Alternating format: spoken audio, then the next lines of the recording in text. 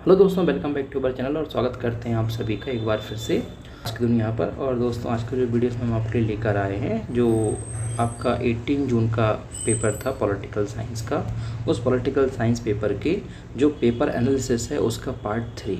तो आज का वीडियो आपके लिए पार्ट 3 से जुड़ा हुआ है दोस्तों। इसमें हम डिस्कस क्या करने वाले हैं, चलिए समझ लेते हैं जल्दी से। डिस्कस करने वाले हैं हम आज के इस वीडियो में जो आपका क्वेश्चन नंबर 101 है, मतलब 101, वहाँ से लेकर 125 तक जो भी आपके क्वेश्चन हैं उनके बारे में। तो मैंने मेरे पिछले वीडियोस में आपके लिए क्वेश्चन नंबर 51 से लेकर क्वेश्चन नंबर 100 तक कंप्लीट करा दिया है 2 पार्ट्स में। और बहुत बहुत थैंक यू आप सभी का, शुक्रिया आप सभी का कि आप सभी लोगों ने वीडियोस को सपोर्ट किया। और उसी बेसिस पर मैं 3rd वीडियो लेकर आया हूँ आपके लिए। तो आई होप आपको ये वीडियो भी अच्छा लगेगा। तो चलिए शुरू करते हैं वीडियो। दोस्तों, आप देख सकते हैं स्क्रीन पर बिल्कुल क्लियर मेंशन है यहाँ पर, क्योंकि सारी बातें मैं आपको ऑलरेडी बता चुका हूँ मेरे पुराने वीडियो में भी, और अभी बोला मैं कि ये शिफ्ट 2 का पेपर है। तो आप देख सकते हैं 101 जो क्वेश्चन है इसमें आपके लिए बताया हुआ है, the classical mercantilist strategy aimed to build states. जो क्लासिकल मर्केंटिलिस्ट स्ट्रेटजी थी वो स्टेट्स को बिल्ड करने के लिए कैसी होती थी। तो सिंपल सा लॉजिक, इसमें आपको कंफ्यूज नहीं होना है, इजी क्वेश्चन है। आपको इतना सा बताया है कि आपको पता है भाई कि जो भी आज जो कॉलोनियल रूल इस्टेब्लिश किया ब्रिटिश ने पूरी दुनिया में, चाहे वो आपका जो है एशिया कॉन्टिनेंट हो, चाहे वो आपका अफ्रीका कॉन्टिनेंट हो, और चाहे वो आपका साउथ अमेरिकन कंट्रीज़ हो। तो दोस्तों, इन सभी जगहों पर जो रूल इस्टेब्लिश किया, तो शुरू में ये लोग मर्चेंट बन के गए हुए थे। तो उसी बेसिस पर ये क्वेश्चन थोड़ा सा आपसे पूछा है कि जो शास्त्रीय वाणिज्यिक कार्यनीति है उसका लक्ष्य जो राज्य थे, राज्य मतलब जो देश थे, उनको संपन्न बनाना था। किस आधार पर? Wealth, power, prestige, maximise export, maximise import and minimise export. तो दोस्तों, सिंपल सा लॉजिक है, आपको यहाँ पर दिख रहा होगा। यदि आप इन ऑप्शंस को पढ़ते हैं तो आपको बिल्कुल क्लियर समझ में आएगा कि जो शास्त्रीय वाणिज्यिक कार्यनीति थी वो चाहते थे कि कोई भी देश जिस पर वो लोग रूल करते थे, जैसे कि ब्रिटिश थे, तो ब्रिटिश का रूल कहाँ पर था? हमारे देश पर था। तो उनका ये मानना था कि भाई भारत में जो है खूब सारी संपत्ति हो, जिसकी वजह से हम उस संपत्ति को अर्जित कर सकें, शक्ति हो, प्रतिष्ठा हो, और निर्यात बहुत ज़्यादा हो सके। आयात को बढ़ाना और निर्यात को कम करना मर्केंटलिस्ट यानी कि शास्त्रीय वाणिज्यिक कार्यनीति का हिस्सा नहीं है। तो आपका करेक्ट आंसर देख लेते हैं। यहाँ पर आपको ऑप्शंस दिए थे। ऑप्शन नंबर 1 में ABC है, B में BCD है, 3 में है आपका ABCD, और 4th में ABD। तो करेक्ट आंसर है दोस्तों ABCD। बात करते हैं साथियों क्वेश्चन नंबर 102 यानी कि 102 नंबर के क्वेश्चन की। 102 नंबर क्वेश्चन दोस्तों अपने आप में थोड़ा सा टफ क्वेश्चन पूछा था इस बार UGC नेट की परीक्षा में। टफ इन द सेंस कि टफ कुछ विशेष नहीं है, बस टफ से मेरा मतलब यहाँ पर ये है कि यदि आप थोड़ा सा यहाँ पर देखें तो उन्होंने आर्टिकल इंसर्टिंग या फिर सब्जेक्ट की बात की हुई है, और यहाँ पर कॉन्स्टिट्यूशन अमेंडमेंट एक्ट की बात की हुई है। तो भाई जिन्होंने इस अमेंडमेंट एक्ट्स को पढ़ा होगा वो तो आराम से कर लेंगे, और जिन्होंने नहीं पढ़ा होगा उनको दिक्कत हो सकती है। तो इस पर चलिए आइए डिस्कस करते हैं आपको क्या दिया हुआ है आंसर। तो देखिए 92 अमेंडमेंट एक्ट 2003। दोस्तों, मैंने आपको सिंपल बताया कई बार ये चीज़ें कि आप थोड़ा पकड़ना सीखिए। आप 1-2 ऑप्शन को देख लो, यदि आप वहाँ से मैच कर सकते हो तो आप कर लोगे। 92 अमेंडमेंट 2003 हुआ था, जिसमें शेड्यूल 8 में, क्योंकि शेड्यूल 8 भाषा से संबंधित है, इसमें बोडो, डोगरी, मैथिली और संथाली ये डाला गया था। मैंने एक ट्रिक बनाई हुई है इसको याद करने के लिए। सिंपल ट्रिक है कि मेडिकल साइंस में जो होता है एक डिग्री होती है जिसका नाम है BDMS, ठीक है। तो आप BDMS याद रख लो। B से बोडो, D से डोगरी, और M से मैथिली, और S से संथाली। तो इस तरह से दोस्तों आप कुछ भी ट्रिक बना के कर सकते हो, ऐसा कोई स्पेसिफिक आपको नहीं मिलेगा ये ट्रिक के भाई किस कहीं पर दिया हुआ है। तो 92 का कौन सा है आपका, सॉरी आपका A वाला ऑप्शन का कौन सा है? 3rd वाला। तो A का 3rd कहाँ दिया हुआ है? कहाँ दिया हुआ है? आपके 3rd ऑप्शन में दिया हुआ है, तो A का 3rd हो जाएगा। तो मतलब बहुत ईजी ऑप्शन थे, मैं पिछले वीडियोस में आपको बता चुका हूँ। डायरेक्ट ऑप्शन दिए थे इस बार, तो कारण वही लगता है मुझे तो कैंसिल होने के पीछे इस परीक्षा का कि भाई डायरेक्ट ऑप्शन दिए। बहुत सारे लोगों का हो सकता है इस बार JRF होता, और बहुत सारे लोगों का असिस्टेंट प्रोफेसर होता। हालांकि ये बहुत दुर्भाग्य वाली बात है कि ऐसा उन्होंने किया, क्योंकि भाई पेपर आप लोगों ने थोड़ी बोला था, एस्पिरेंट ने थोड़ी बोला था कि इजी पेपर बनाओ, उन्होंने दिया आप लोगों ने क्रैक किया तो इसमें उनकी गलती है, लेकिन उनको हो सकता है ऐसा लगा हो, क्योंकि ये सब तो बेफालतू की बातें हैं कि यहाँ लीक हो गया, वहाँ लीक हो गया। अरे लीक हुआ था भाई, किसी एग्ज़ाम सेंटर को वहाँ पर जो लीक हुआ था उसको रोक देते और बाकी सबका रिजल्ट डिक्लेयर कर देते, लेकिन नहीं किया। तो ठीक है दोस्तों, क्या करें, वो तो चीज़ें होती रहती हैं। तो ये हो गया। अब कहानी क्या हो रही है साथियों, यहाँ पर आप देख सकते हैं, यहाँ पर आपको दिया हुआ है बी वाला ऑप्शन 104। तो बी का आपका बना है, मतलब जो 104th अमेंडमेंट किया गया 2019 में, उसके द्वारा आर्टिकल नंबर 344 जोड़ा गया। तो आपका बी का वन भी दिया हुआ है, यहाँ पर आप देख सकते हैं, और ऑप्शंस में बी का वन भी नहीं है, तो ए का 3 बी का वन से आप मैच कर सकते हो। थोड़ा सा संवैधानिक संशोधन के लिए आपको ये चीज़ों को पढ़ना पड़ेगा अच्छे से। बात करते हैं साथियों क्वेश्चन नंबर 103 की। 103 नंबर का क्वेश्चन है आपका कि जो इंटर स्टेट वाटर डिस्प्यूट्स हैं उसकी आपकी क्रोनोलॉजी पूछी हुई है। ये जो ट्राइब्यूनल्स बनाएगा उनकी क्रोनोलॉजी क्या है। तो दोस्तों, जैसा कि आप लोग जानते हैं, भारत में बहुत सारे इंटर स्टेट वाटर डिस्प्यूट्स रहे हुए हैं, इंटरनेशनल रहे हुए हैं। तो उस बेसिस पर आपको थोड़ा सा समझना पड़ेगा। यहाँ पर हम बात करें तो आपको सिंपल दिया हुआ है गोदावरी, महानदी, रावी एंड बीस, कावेरी, और यहाँ पर दिया हुआ है महादाई। तो यहाँ पर दोस्तों जो आपका करेक्ट आंसर होगा वो होगा ACDEV। ACD मतलब सबसे पहले आपका कावेरी जल विवाद, फिर है आपका रावी, और उसके बाद में है आपका कावेरी, उसके बाद में है आपका दोस्तों महादाई, और फिर है आपका महानदी। तो इस तरह से आप सीक्वेंस को मैच कर सकते हैं।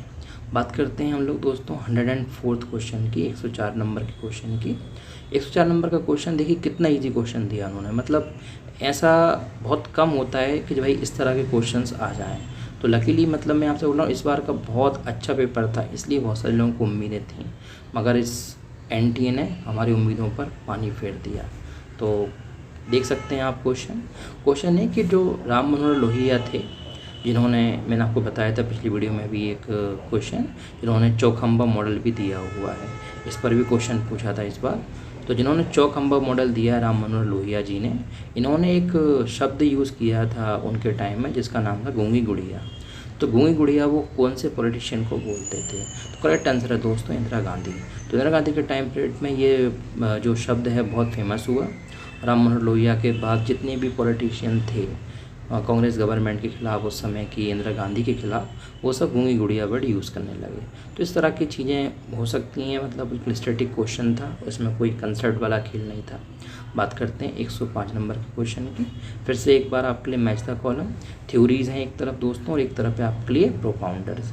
साइंटिफिक मैनेजमेंट थ्योरी, अगला है आपका लिंकिंग पिन मॉडल, थर्ड है एलिनेशन ऑफ ब्यूरोक्रेसी, फोर्थ है न्यू पब्लिक मैनेजमेंट। तो दोस्तों चलिए आइए डिस्कस करते हैं, मैच करते हैं क्या हो सकता है करेक्ट आंसर।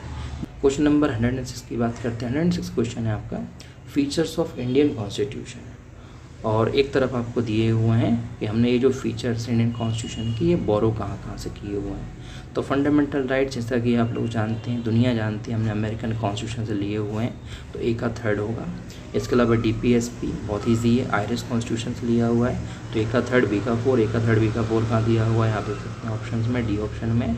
करेक्ट आंसर हमारा डी ऑप्शन, मतलब फोर्थ ऑप्शन। बात करते हैं 107 क्वेश्चन की। 107 नंबर का क्वेश्चन है दोस्तों आपके साथ कि एक तरफ है ऑथर, दूसरी तरफ है बुक। तो दोस्तों आपको पैटर्न देख के ये तो समझ में आ गया होगा पिछले 2 वीडियोस में और इस वीडियो में कि बुक्स, ऑथर्स, क्रोनोलॉजी, आपकी इस पर मल्टीपल क्वेश्चंस पूछते हैं। बात करते हैं ऑथर्स बुक्स की। जॉन रॉल्स, हन्ना अरेंट, प्लेटो, जॉन लॉक। देख सकते हैं आप यहाँ पर प्लेटो से हम मैच करेंगे सी का फोर्थ होगा, क्यों? क्योंकि प्लेटो ने लिखी हुई है द लॉस। अब सी का फोर देख लो, सी का फोर दिया ऑप्शन नंबर बी में आपके लिए, तो इससे सिंपल मैच हो जाएगा। यदि आपके लिए और भी ऑप्शन में दिया होता सी का फोर, तो आप एक और ऑप्शन देख सकते थे। क्या देख सकते थे आप? हन्ना अरेंट का। हन्ना अरेंट लिखी हुई है दोस्तों ऑन रेवोल्यूशन, तो आपका बी का थर्ड हो जाता। तो बी का थर्ड और आपका जो है सी का फोर से आप कर सकते थे। तो इस तरह का ट्रिक यूज़ कर सकते हो आप।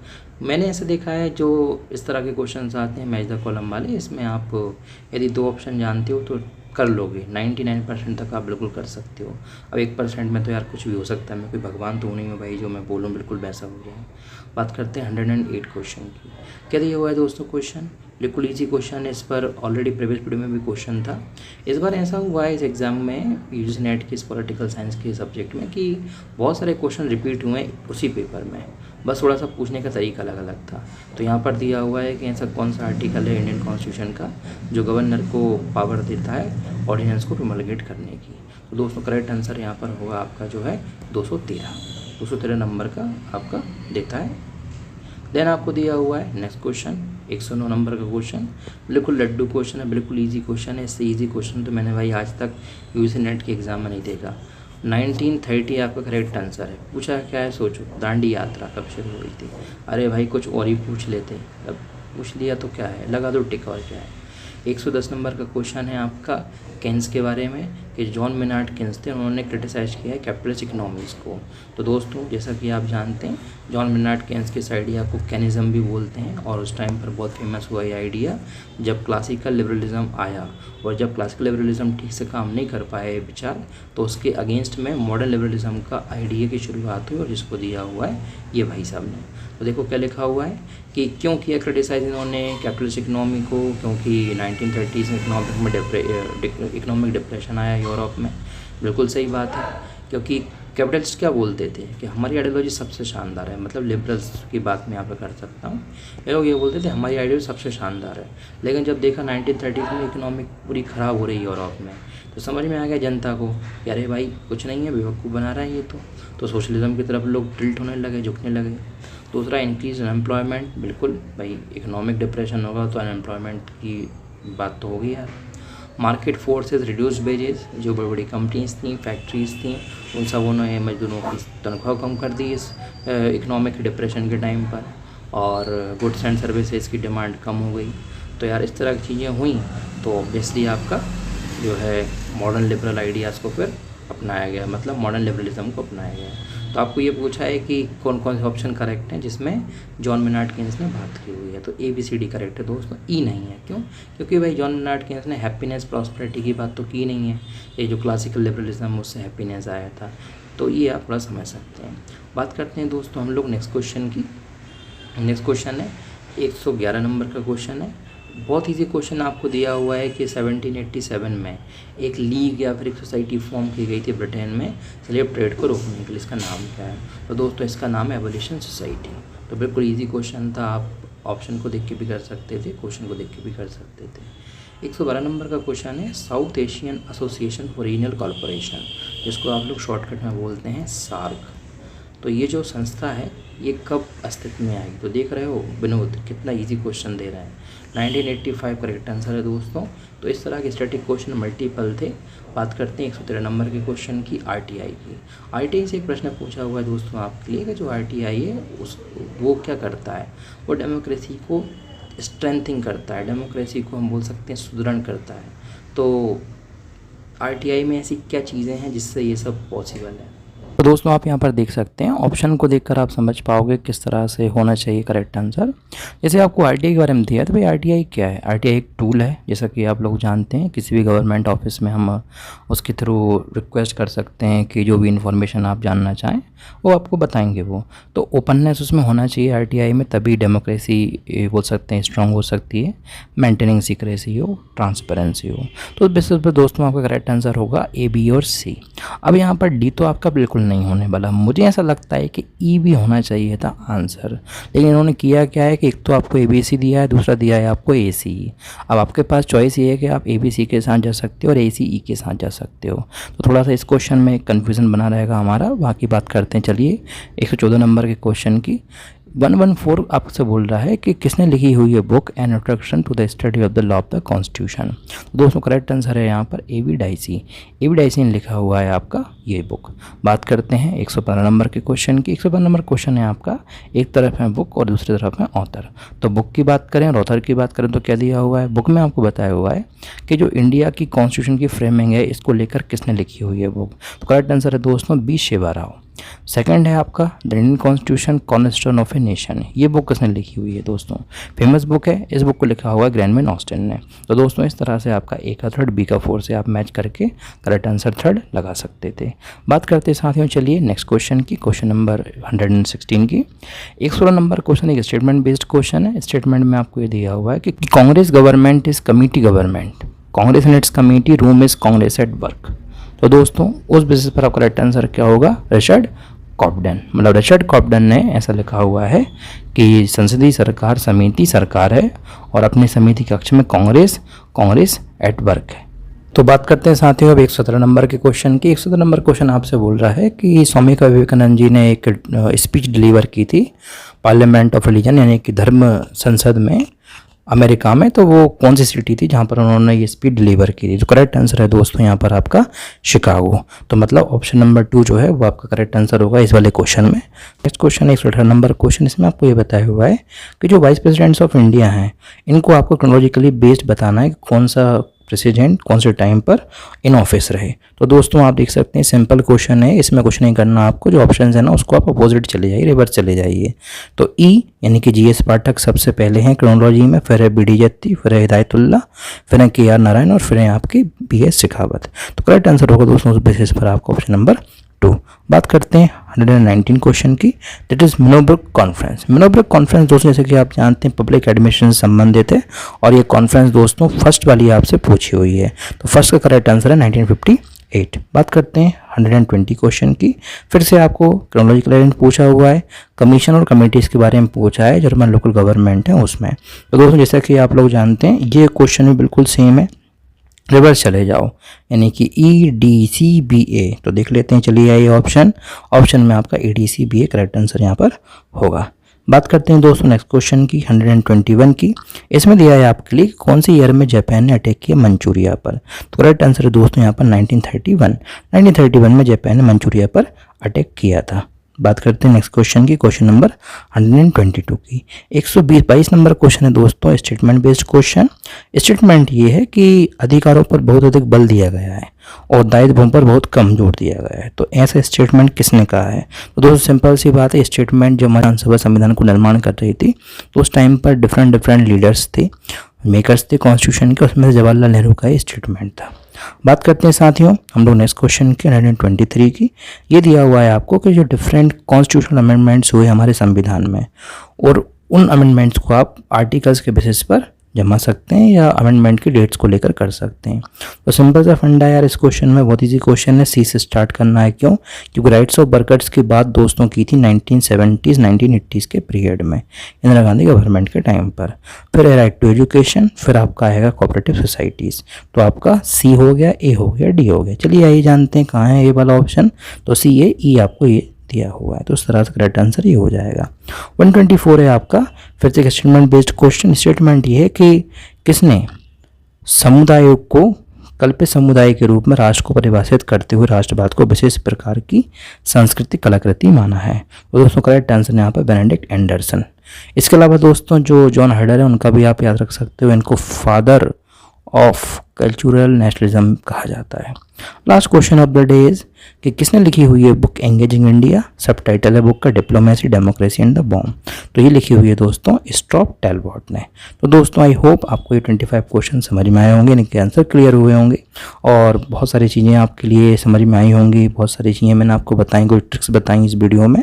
तो ऐसे ही वीडियोज़ के लिए आप सब्सक्राइब कर सकते हैं हमारे चैनल। मिलता हूँ आपसे बहुत जल्द नेक्स्ट वीडियो में। जय हिंद, जय भारत।